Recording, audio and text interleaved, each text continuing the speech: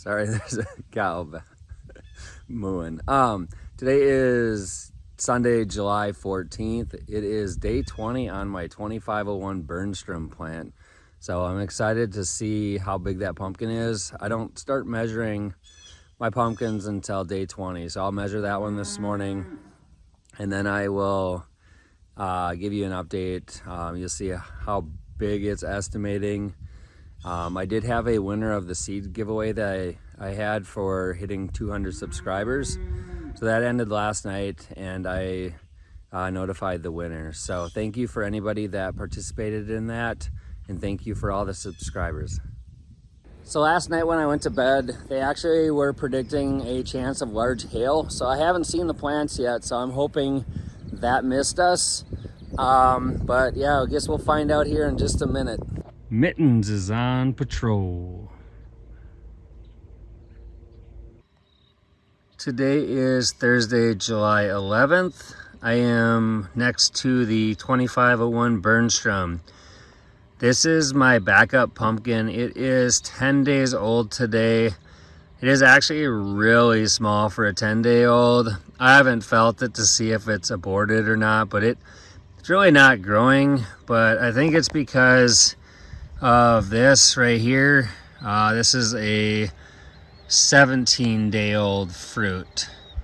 So this pumpkin is 17 days old today, and I will be planning to cut this one off today. I think that's my current plan, because I don't need that on there any longer. Similar to what I was showing you with the 2501 Bernstrom, this one's actually 11 days old on the 1005 Clementz. I'm fairly certain that one's aborted. That one's tiny and it looks like it's shriveling up, so I need to get that one off there. But then this is the 15-day-old pumpkin on that plant. So you can see, if you see in the background, that's 11 days back there and this is 15. So just need to get those backups off.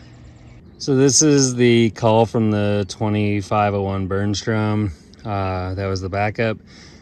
It doesn't look like the plant aborted it at all. It's just really small. So I think all the nutrients were, and the plant was pushing the other pumpkin, the main pumpkin. But I mean, it's not soft at all. It looks fine. There's a mark here, but that's just a scar.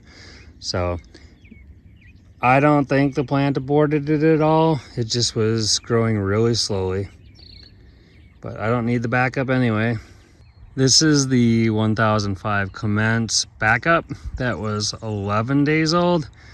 This one was definitely aborted by the plant. It is softer and not near as nice looking as the 2501 backup was. So definitely was aborted by the plant.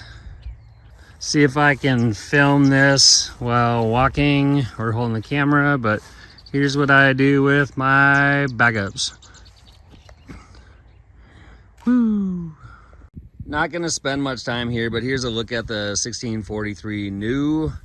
If you can see, it's in the weeds. One thing I did do though is I cleared out a whole bunch of weeds around here, and I raised the vines up. I don't know if you can see that, but I raised the vines up out of the wet soil so they're sitting on top. I did that about a week ago because it's going to be dry.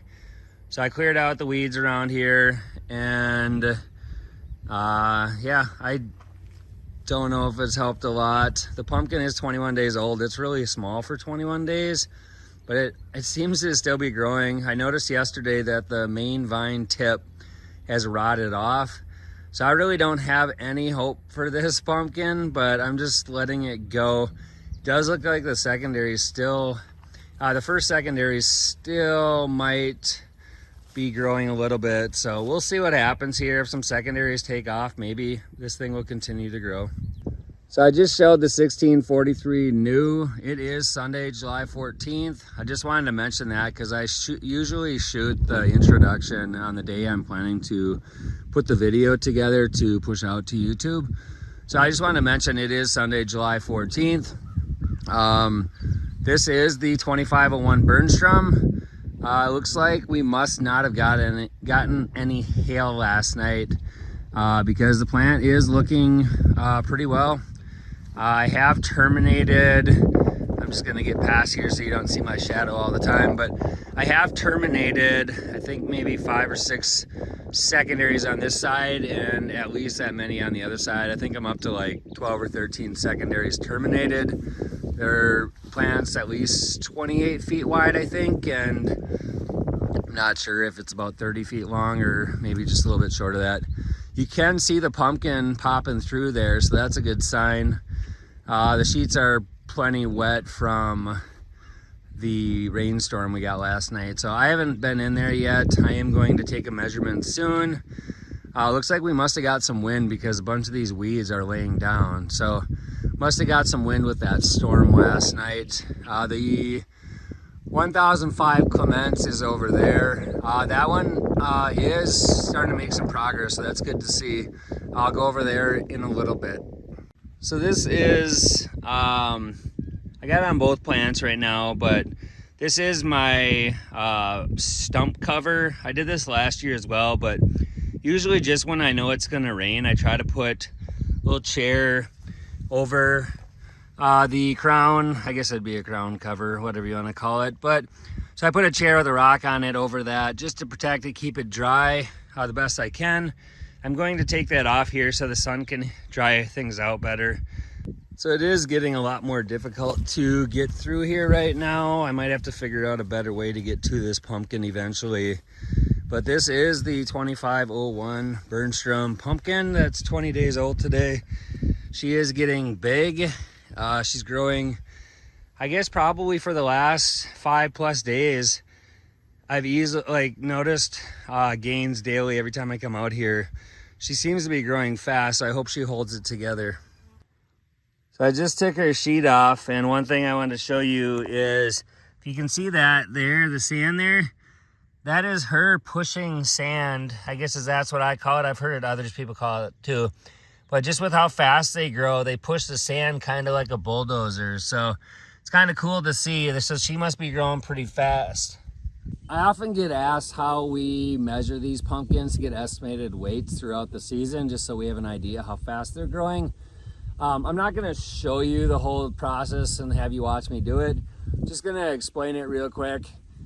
This pumpkin is bigger than it looks like with me in front of it. So if anybody wants to get good photos of your pumpkins and make them look bigger, usually stand or sit behind the pumpkin, and they definitely look a lot bigger. But anyways, that's not the point of this video. But so we have what they call OTT, over the top measurements. This is how we figure out how much estimated they weigh. They use this estimation at the weigh-offs to weigh the pumpkins in order from least to greatest typically. But this is kind of how we do it. We measure the circumference of the pumpkin. So around the pumpkin, level with the ground. That's one measurement. The other one is from stem to blossom end. And you go straight down to the ground on these measurements, down to like where they're sitting. And then we do side to side over, it'd be like this highest part, and it's also straight down to the ground. So we take those 3 measurements, at least for the US, we do them in inches. We take those 3 measurements in inches, add them up, and then we can look at a chart or plug them into a website, and it'll tell us the estimated weight. So a lot of growers have, I don't know if they're used for like, I guess I don't even know what they're used for exactly. I think it has something to do with like making clothes, and that's what I think of at least. But tape measures, I don't have a long tape measure like that. I use this rope. I've used it the last few years. I use the rope to do it, and then I measure the rope. So it's an extra step for me. It's just what I have. Don't feel like buying something different, but it does the job. So I'll tell you the estimation in a little bit. So I did just take measurements. Definitely not as big as I was hoping for. Based on looking at last year's numbers, day 20 numbers don't really mean a whole ton. So there's still a lot of room for growth, but I got a circumference of 66 inches. End to end was 44 and side to side was 43. Came out on the calculator I used to estimating at 87.5 pounds. I'm hoping it was those first 20 days was more time on cell division. So then when she really starts growing, there'll be a lot more cell, like when those cells expand, there's more cells to expand and she'll grow a lot faster. So that's the hope. We'll see. So really was hoping for, you know, easily over 100 pounds, but we'll see what happens. So this is the 1005 Clementz plant. As I stated before, I terminated that vine. I do need to weed around it better. If you can see, these vines have taken off. I don't know if you remember what they looked like in the previous video, but you could go back and look, I suppose. But they have grown quite a bit with this warm weather we've had and with things drying out more. The pumpkin is 18 days old out there. I am not gonna measure it until it hits day 20, but it seems to be growing pretty well for this size of plant. I think, so I did have a pumpkin in the tip of this vine, on the main vine. I did have another pumpkin that was going to open, but the thing never opened, so I think the plant just decided to abort it before it got to that point. I think it's focusing so much energy on this pumpkin. So I have been pushing nutrients, Master Blend 4-1838 with calcium nitrate and Epsom salt. So I've been pushing that to this plant. I gotta give it some more just to try to get to push it along, just to keep it getting bigger. I'm still having trouble getting some of these secondaries up here towards the pumpkin to grow, and the main vine kind of hasn't been growing. So I'm hoping these secondaries back here, I'm hoping I can push those more, and potentially, I think I left on this vine here and maybe on the other side, I think I left some of the tertiaries that are coming this direction. I left them on the plant hoping they would grow, and I could swing them around the board here and swing them around that side just to get more plant coming through. Here's a look at the 1005 Clementz without the sheet on. If you notice, I do this throughout the season, but I take driveway markers that I don't need in the summer since they're for the winter, but I take them and I stake back vines and I stake back leaves. Instead of getting rid of leaves around the pumpkin, I stake them back with these driveway markers. I have a whole bunch of them that I use on my driveway in the winter. But that leaf in the back, I don't know if you can see here, it's not touching. It's actually not really that close, but I'll stake that one if it gets too close.